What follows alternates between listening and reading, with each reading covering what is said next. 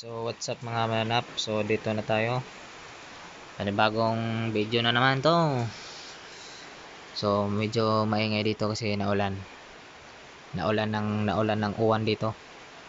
So may click pa rin tayo. Pag ganito mga nasa boss, tingnan nyo ha, pag natapos yan dyan, pag natapos i-post nyo muna. Pag naubos yung monster, post nyo para kasi palagi lang siyang humahampas doon banda dito banda, palagi lang siyang humahampas dito banda. Kasi post nyo muna pag dito na kayo, post nyo muna.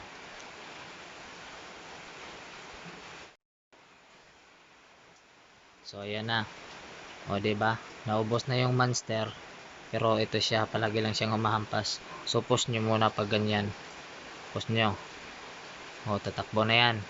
So pupunta na yan sa kabilang monster. So yun lang mga mananap, sa pakita ko sa inyo pagdating ko sa boss, kung kaya ba talaga. Sige, ito na mga mananap. So ayan di ba? So ayan, pag ganyan pwede nyo i-click yan, pwede nyo i-click yung ulti, di ba?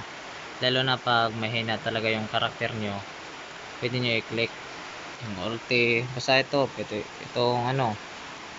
itong parang ilag ito, yan pero kusa na yan, kusa na talaga yung hampas.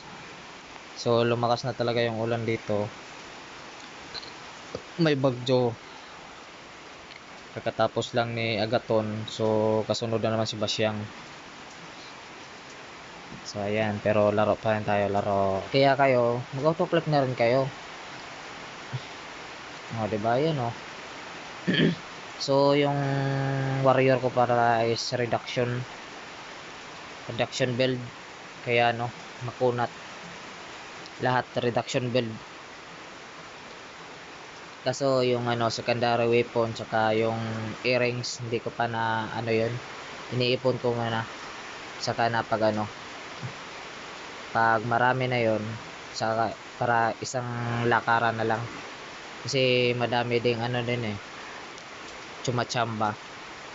Pag merong mapatay ng boss, pupunta yung mga ibang karakter doon. So yun lang mga mananap, autoclick lang, autoclick.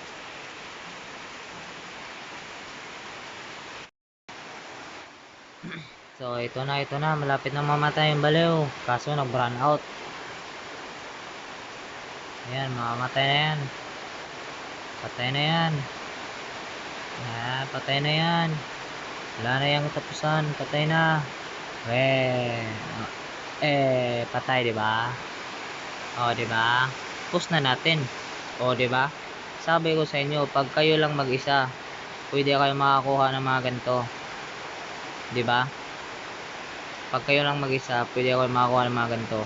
So, yun lang, bye-bye sa inyo lahat.